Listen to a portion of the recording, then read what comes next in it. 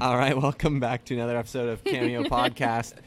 And, well, we're just going to start recording because we started chatting. We've had a few good chats. We have, really. To give a bit of background, my next guest and I, we met, back in like June or so.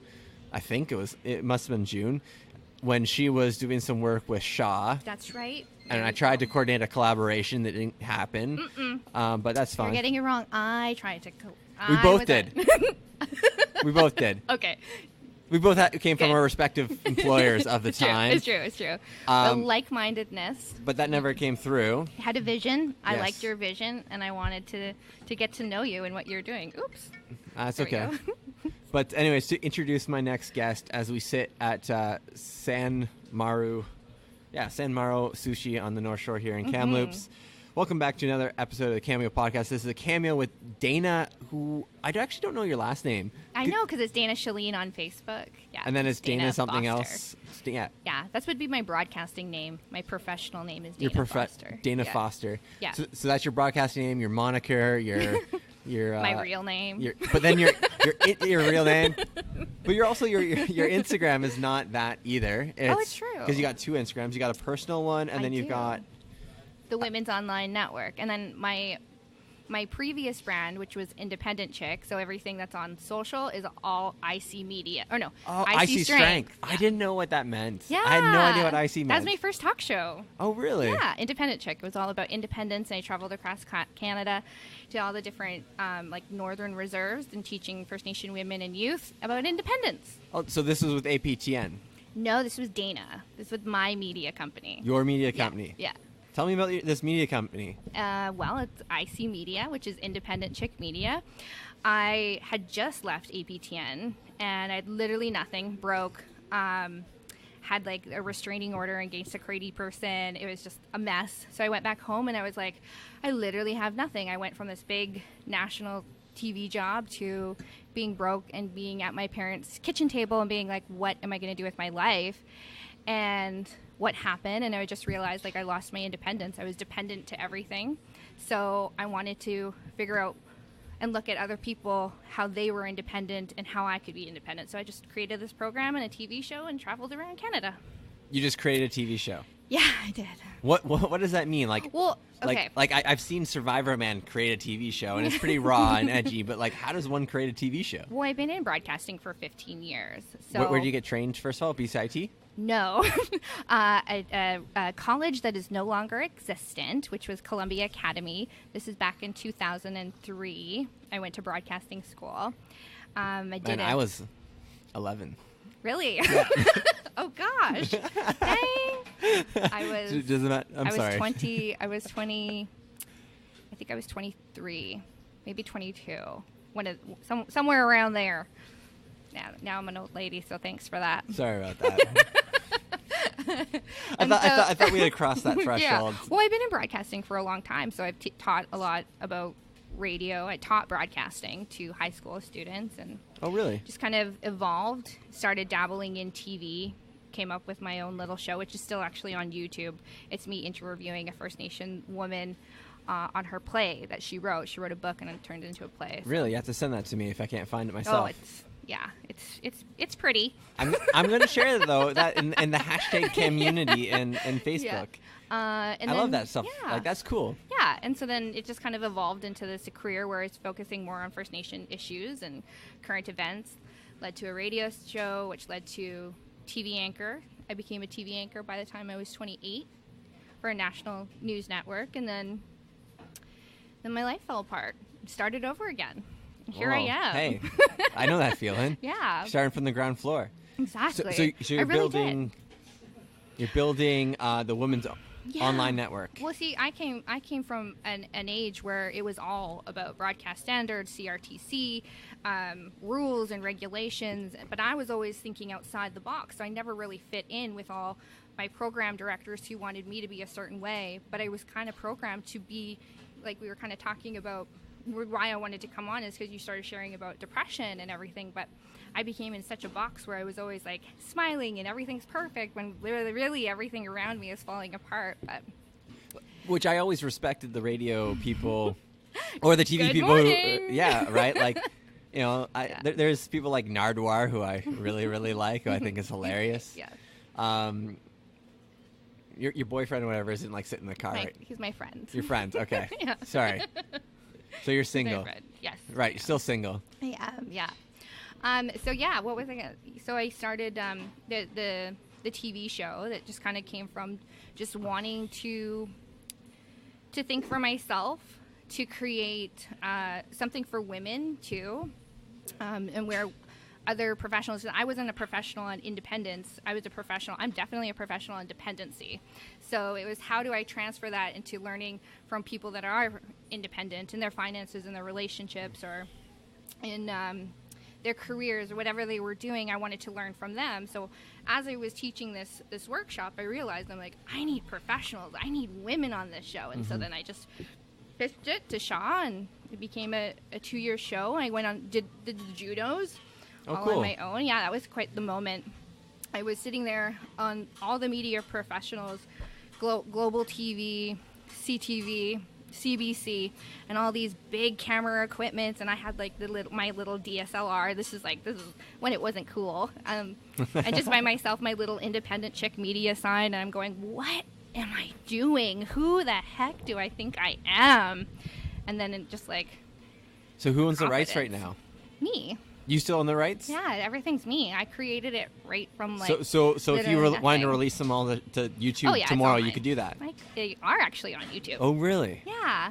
Awesome. I know what I'm gonna like start watching and learning from. Oh yeah. See what broadcast standards look like. There's some great stuff. We had Polar Size. Learned how to do that on television. What's that was Polar fun. Size? Pol- Strip yeah. strip tease, Polar pole Size. dancing. Yeah, Pole exercising. dancing. Yes. Yeah. I think my wife did that on like her Bachelorette or whatever. It's Yeah. like one of the things. So, all right, let's segue a little bit. Have you seen Femme Fatale on Instagram? You should check them out. Like, I will. It's kind of that woman liberation dance sort of thing, much like polar sizing, I guess is. So where is the Women's Online Network right now? What's like? Where is it standing? Yeah, where does it exist? I'm taking a hiatus. I'm taking a little bit of a break.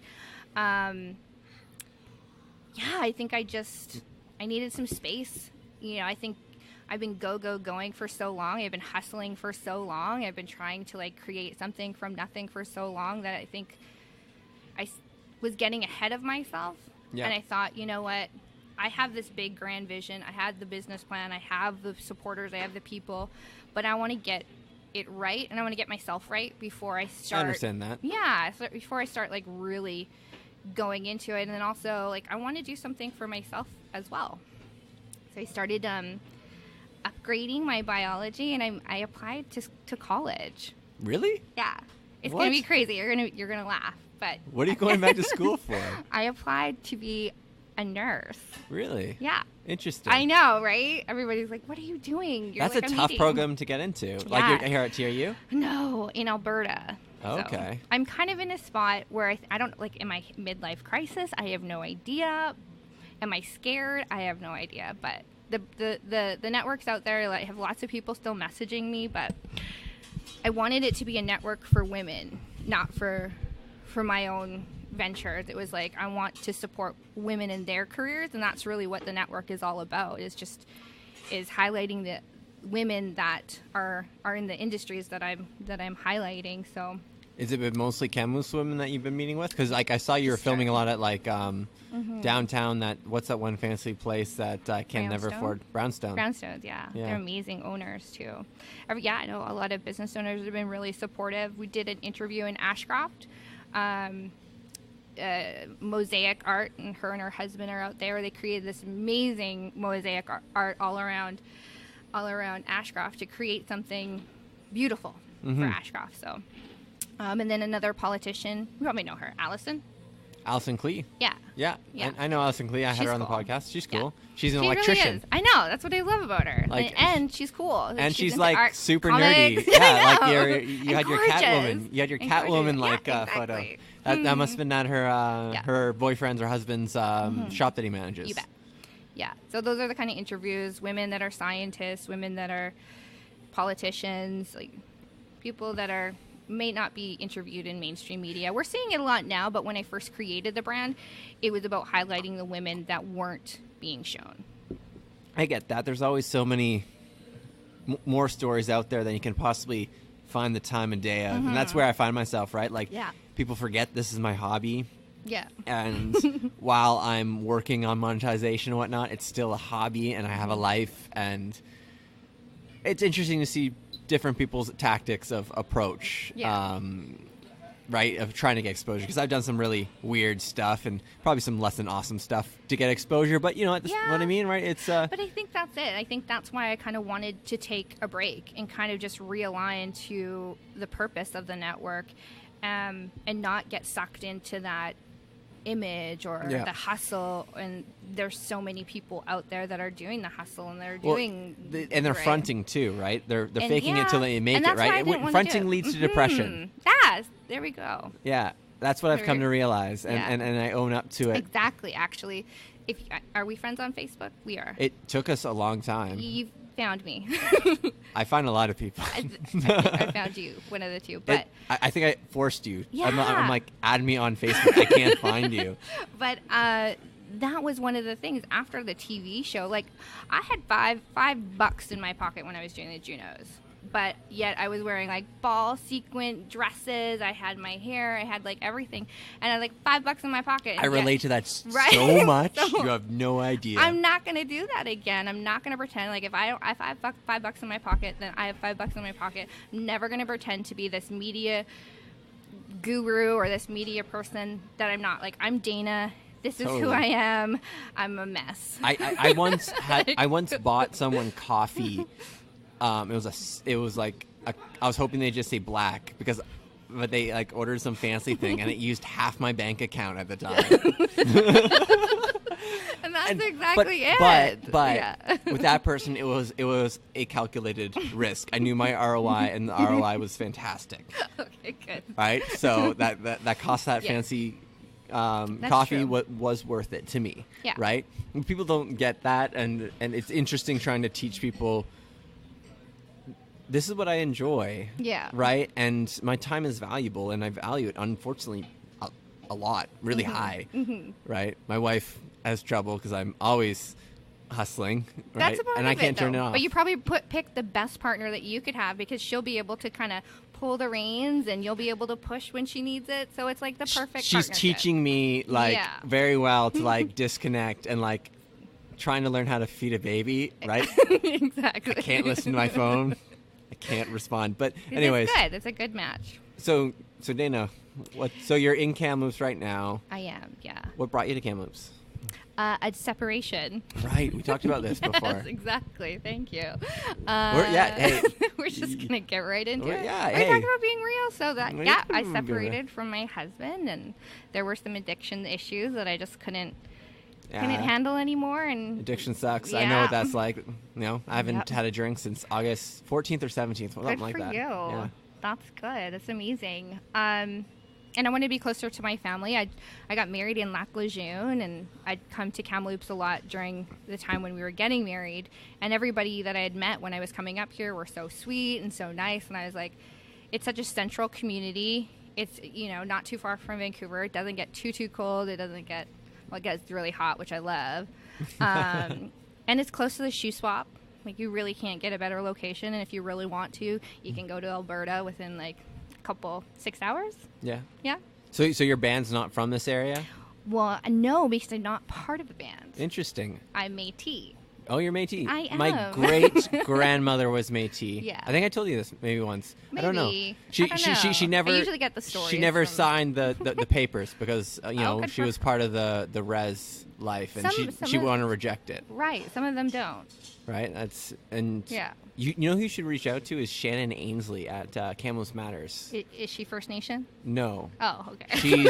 She's wanting to. I had her on the podcast. She's wanting to try and tell the stories of more First Nations people, and you might be a good person to show her maybe some people to reach out to. Oh, okay. If that makes sense. I can.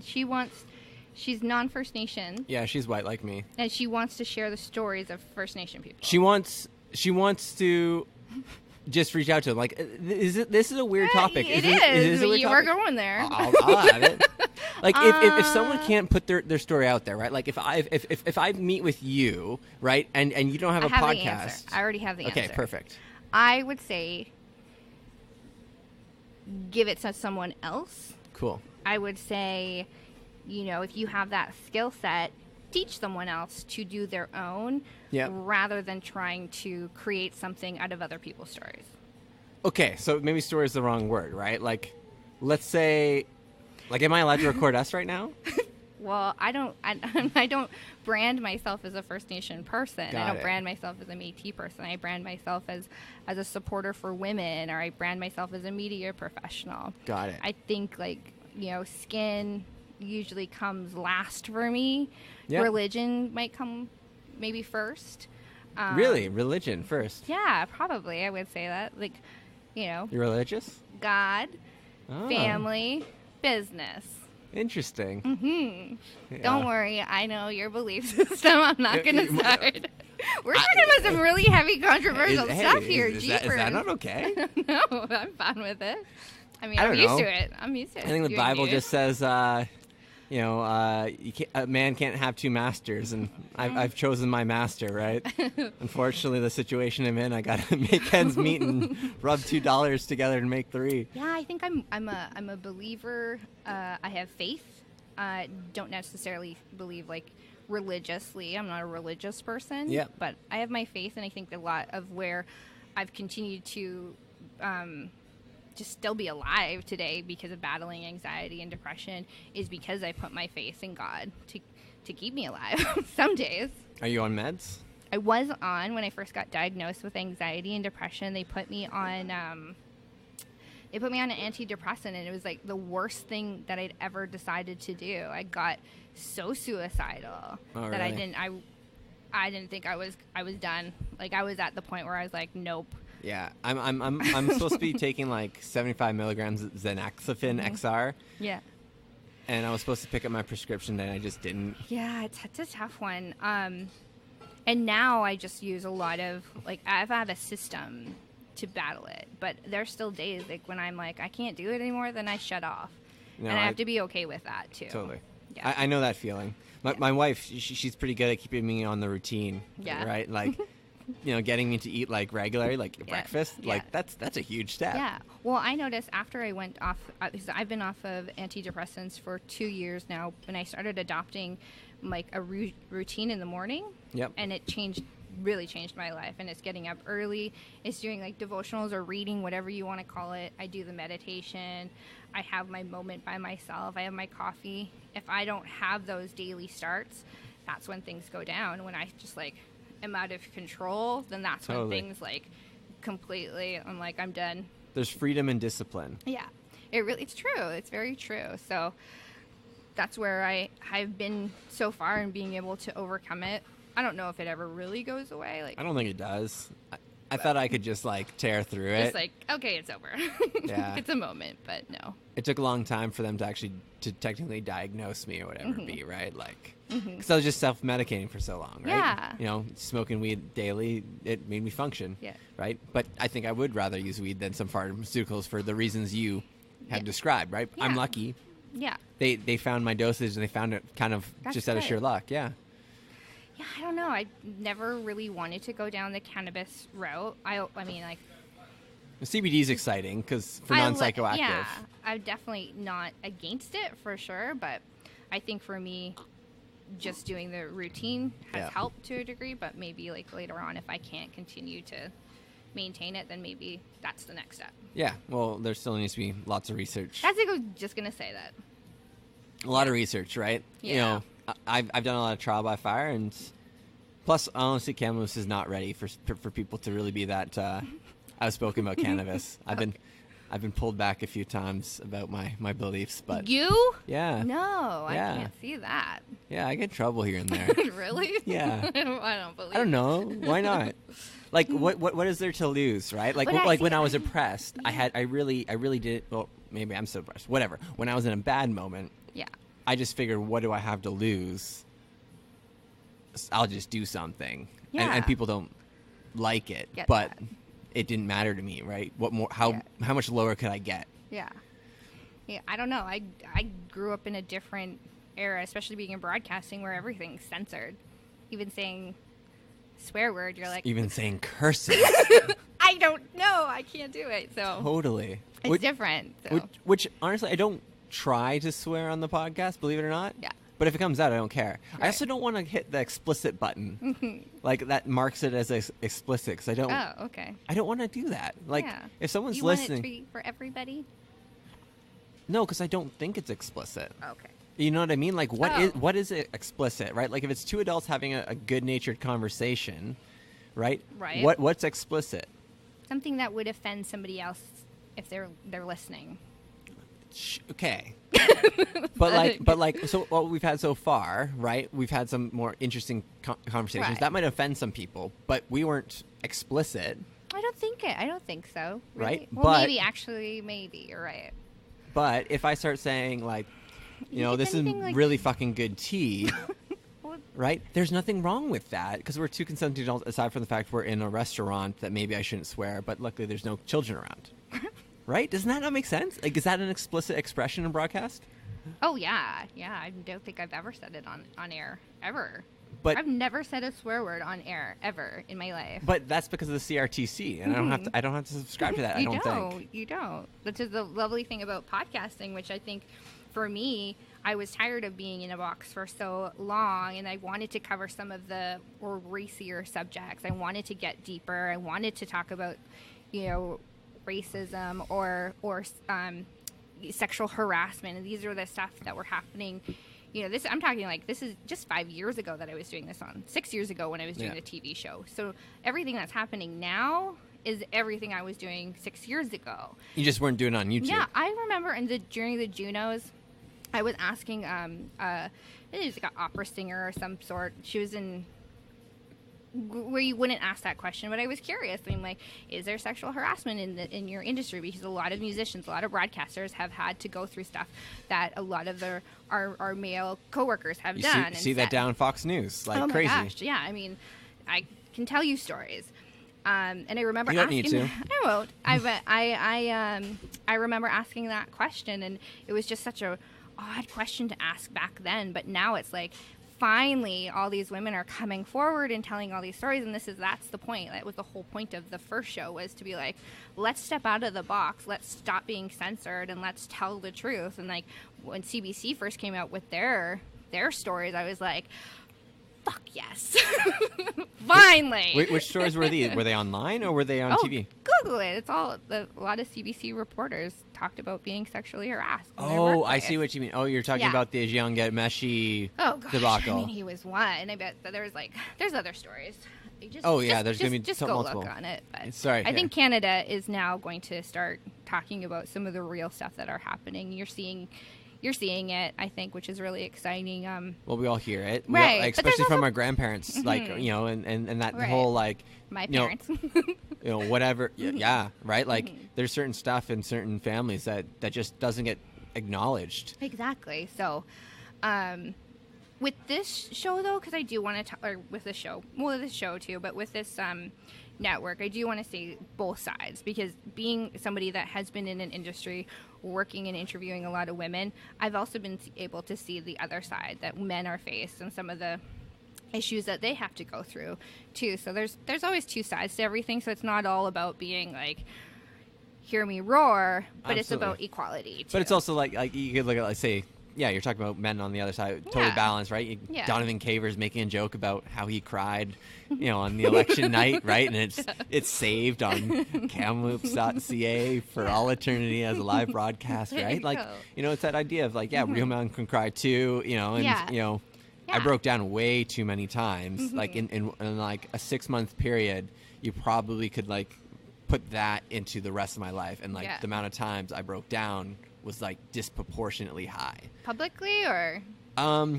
Depending on the person, right? Like people don't know what anger is until they've seen me blow up at them, right? So it's terrifying, right? I can imagine. Yeah. Maybe. Yeah. Maybe, I don't know. Baby, ex-bosses, yeah, totally. Yeah. It happens. I said maybe. Oh. Maybe I could see you. Maybe baby. Yeah.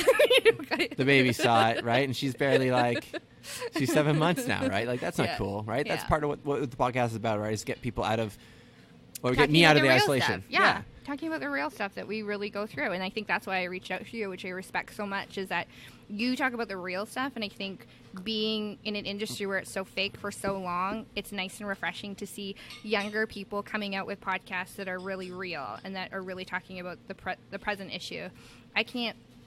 Sometimes I can't listen to radio because it just frustrates me so much.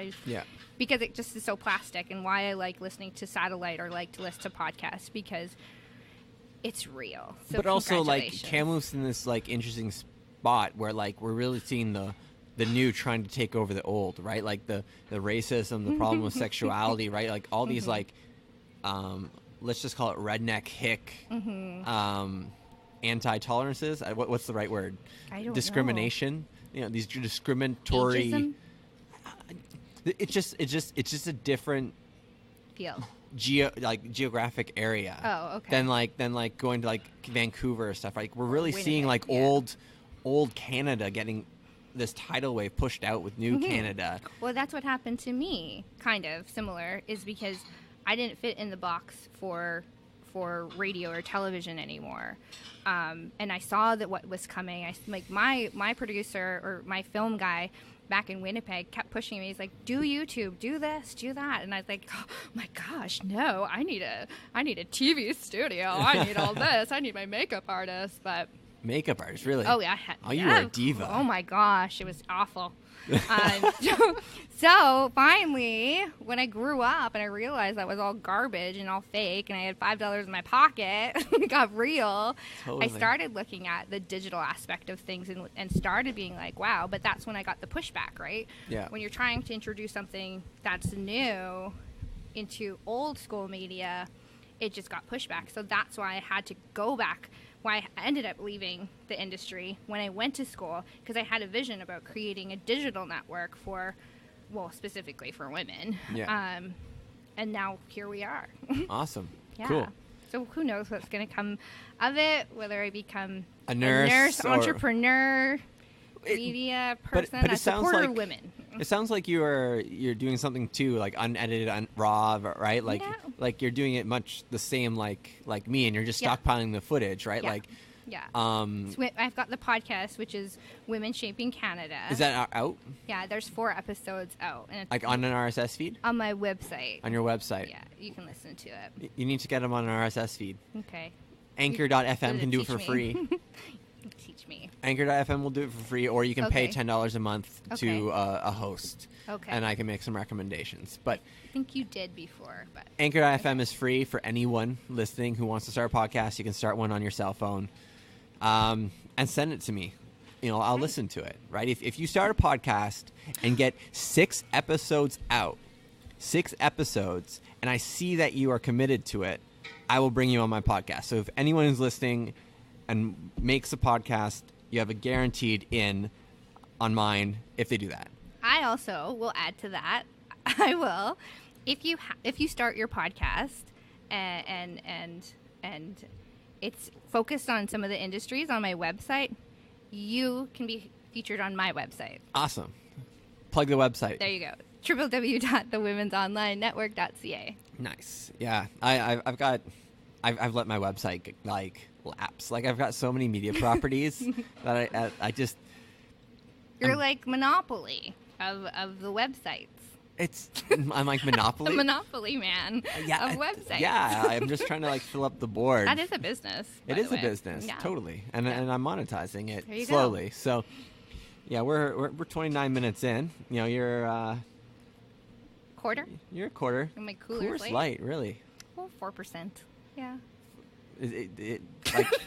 Like when I drank, I drank nothing but 5%, but I never turned down a heavier beer. Do you drink craft? Craft? Yeah, craft beer. Do you go to that? Redbeard? Oh yeah, definitely. I've gone to all the different breweries. Breweries, yeah. Redbeard is actually the only one. No, I'm like. No, that's not a brewery, but they're the ones who's starting Bright Eyed. But right. Yeah. Okay. Awesome. I'm not a beer person, That's to be fine. honest. I've been to all the wineries. All the wineries. Yeah, of course. Uh-huh. Of course, yeah. Kamloops has like 3 big wineries and then 1 small kind of hobby winery. Yeah. I also grew up in Kelowna. In Kelowna. Yeah. Okay, so you're well versed in wine. Yeah. Awesome. My dad makes wine too, so and my aunt and uncle in Kelowna, so Oh, interesting. there you go. That's my story. Any That's other your story. questions? You're putting me on the spot. Yeah. You know, You know what I always like to can I share some media? What I like to yeah, do? you can share whatever. What is one question or what is one question that I didn't ask you that you would like to share with our listeners? That's a very good one. Yeah. That is a good one. It's easy to wrap it up too. Well, Maybe it wrap depends up. if I want to wrap it up, because sometimes actually I find like the conversation starts tapering down and then we just hook into a certain conversation and it just springs back to life. Or when you shut it down, you're like, okay, it's all wrapped up, and then it's the off air. That's the money. That totally. Those are the best interviews. But you know what?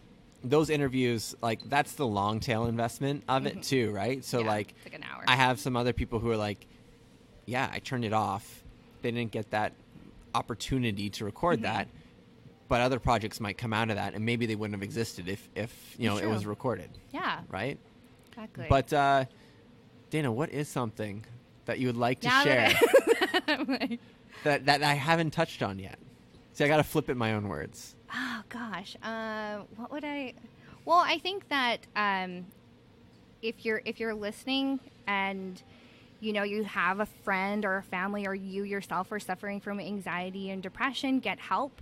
And also for people that you know might not understand, have a family member that have anxiety or having depression, learn more about it, because it's not just something that you can say, hey, you know, be happy. It's not just that simple. We can't just flip a switch and just all of a sudden be happy. Be patient, you know, and sometimes we'll disappoint you because some days we just can't get out of bed and we're really, really sorry. But give patience, I think, to people that Totally. suffer, and learn more. Like, educate yourself a little bit. See, I have high functioning depression, if anything, right? Yeah. Like, I have to stay busy, just sometimes not busy on the right things. Yeah. If that makes sense. No, it totally does. Well, But that's part of it, I think. It's part of, like, I think it's part of that, the anxiety. Like, I've been high functioning for so long, you know, because I've had this big, long career where I've never really... this is the first time I've ever publicly talked about this, actually. Oh, well, 'Cause thank I've you. always had to, like, hide it, always be happy. We're over done. We're wrapping it up. We're wrapping it up. Yeah, They're the kicking us restaurant out. owner is just trying to remind us to go, but Are you gonna order any food? oh no, No, we're done. we're done. Thank you. Just the kitchen is closing. Yeah, we'll pay our bills and we'll head on out. You're closing in 12 minutes, right? Or if you're not ordering any food, that's fine. Perfect. Thank you so Thank much. you. Yeah, that's Aw, they're so nice here. the manager of San Maro, which actually is a really good venue for this because it is quiet. Usually I do go to Redbeard, but they just have the ambiance, Yeah, and I'm cool. comfortable there. I like the colors of their pub. But the quiet, it's a lot quieter here. And when I forgot my phone in the car, I felt comfortable leaving my podcasting equipment out and running to get my phone, which is why I wasn't That's here. Important. Yeah. You were I know looking that. for I me, know that and struggle. you can't do that in any other No. city. Like feel comfortable leaving. You know, it's like $600-700 worth of equipment. Yeah, I could use this actually. Totally. I actually want to buy a new field recorder. I think I told you that. I want to buy a Zoom I've worked with that one. H6. I've I want to definitely get the one with worked the 4 XLR inputs that have the gain controls, so I can like improve my audio quality without having to do any post at all. Not that I do any post right now, but As someone who doesn't come from a strong broadcasting background, I think what you're doing is really good. You've got a good setup, so keep on doing it. yeah, I invested. There you go. Slowly. Cool. Where can people find you if they want to learn more? Reach out. Is that something you're comfortable with? Yeah, well, I mean, it's the one, so I think it's the _w.o.n for the Women's Online Network on Instagram. I'm on IC_strength. That's my personal Instagram, and you can always email me at Dana at the Women's Online Network, and that's my email. And it's www.thewomensonlinenetwork.ca. If you're a woman that's in trades, STEM, entrepreneur, business, politics, or religion, you have a story to share, you have a podcast or a website, you can always reach out to me. I'd love to feature you. Awesome. Yeah. So be sure to check out Dana's different socials, and I'll try and dig up some of those YouTube videos and see if I can post them in the hashtag community Facebook group, Yikes. which if you aren't a part of, please join. It's where I'm trying to turn into a digital performing arts center. Basically, anything that's Kamloops related that I think is interesting and needs to have more eyeballs, right? Like, there's so much great stuff happening in the city. There's so many great stuff happening in Canada, and so many great women entrepreneurs, so many great performers that just need a little bit more exposure. And that's where I'm trying to do it myself through a Facebook group. Dana's trying doing hers with her website. Yeah. And please support us, because it does keep the fire going. Absolutely. And if you're listening to this, this is the second episode that I'm going to be recording today and quite possibly releasing. I'm going to try and commit to 4 episodes a month. If I release them all at once, so be it. If I stagger them out once a week, maybe that's how I'm feeling. That's what I'll do. But I do have some other more exciting stuff that I'm going to release in coming months or weeks as I work on what I call Kameo 3.0, which is where I really just improve things for myself, my family, the community, and hopefully Kamloops. So please stay tuned. Find me on Instagram at Nevin Webster or at Kameo Podcast. And please, I would love to see your pictures. I'd love to see anyone who is listening in use hashtag community on Instagram so I can know a little bit about you. But anyways, I will leave it there. Thank you so much once again, Dana. And thanks for having me. Well, I need to that's how the cookie crumbles. I need an anchor saying, join the community. It has to have something to do with Kamloops, of course. And There's that's so many. keeping you in the loop. Oh, yeah. Everyone loves the loops thing.